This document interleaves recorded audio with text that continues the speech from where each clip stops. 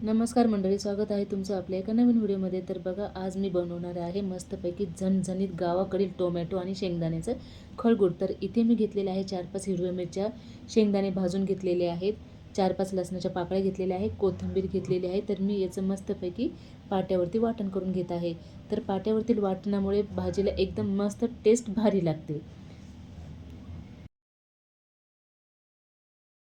तर हे पाट्यावरील वाटण जास्त जाडसर पण वाटायचं नाही आणि एकदम बारीक पेस्ट पण करायची नाही आहे। तर बघा, इथे मी 4-5 टोमॅटो स्वच्छ धुवून कट करून घेतलेले आहे।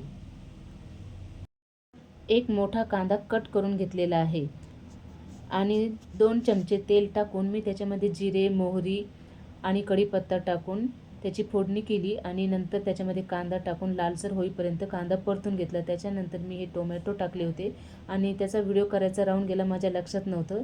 आणि त्याच्यानंतर बारीक वाटलेलं वाटण टाकून घेतलेलं आहे मी। टोमॅटोमध्ये व्हिटॅमिन सी आणि लायकोपीन असतं, जे त्वचा चमकदार ठेवतं आणि हृदयाचं रक्षण करतं। शेंगदाण्यामध्ये पण प्रोटीन असतं, त्यामुळे स्नायूंना बळकटी मिळते आणि शरीराला ऊर्जा देतं। तर इथे टोमॅटो थोडे शिजत आल्यानंतर मी चिमूटभर हळद घातलेली आहे त्याच्यामध्ये आणि गरजेनुसार पाणी घातलेलं आहे। तर इथे मला रसा थोडा जास्त लागतो, तर तुम्हाला जितका रसा लागत असेल तितकं तुम्ही पाणी घालू शकता।